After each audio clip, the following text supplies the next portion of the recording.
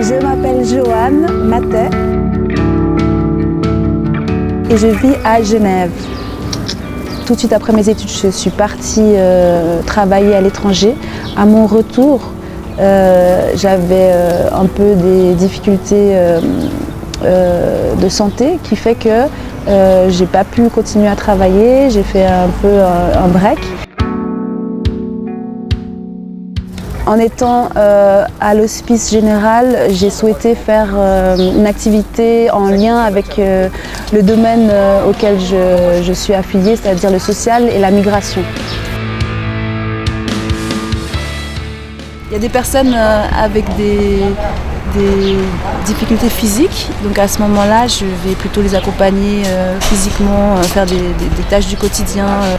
Et puis d'autres personnes où par exemple ils ont juste un besoin de soutien moral. Et puis il y a aussi des personnes avec des besoins sociaux, c'est-à-dire que je vais juste les diriger dans des associations locales ou bien des institutions. Cette activité, effectivement, c'est quelque chose qui m'apporte beaucoup.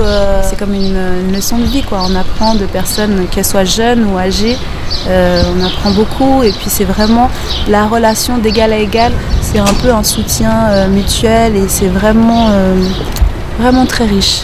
En travaillant ici, je pense que ça permet aussi de dédramatiser, de lâcher prise. Il n'y a pas besoin de se torturer parce qu'on est à l'hospice. On a tous les cartes en main, chacun a ses cartes, donc je vais y arriver.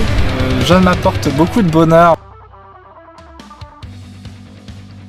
Quand on me l'a présenté, le feeling est tout de suite passé. Je recommençais des projets de manière professionnelle et j'ai voulu orienter le sens de notre collaboration à ce niveau-là. C'est une personne qui est extrêmement indépendante, qui n'a pas du tout besoin de moi en fait. Et c'est seulement pour des choses, en fait, comme il dit, professionnelles. Je suis en Suisse depuis bientôt 1 an. Où je suis tranquillement ma procédure de demande de résidence. Moi j'habite ici au foyer de Petit Saconnet. Il y a plusieurs nationalités différentes. Ça développe aussi le vivre ensemble. On n'a pas tous les mêmes histoires, mais on a tous une blessure.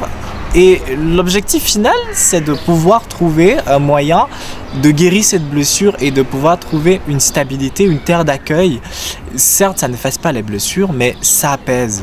Les études que j'ai suivies en rapport avec la sociologie, c'est vraiment ça qui me motive en fait à travailler, à trouver un travail dans ce domaine. C'est vraiment un intérêt personnel.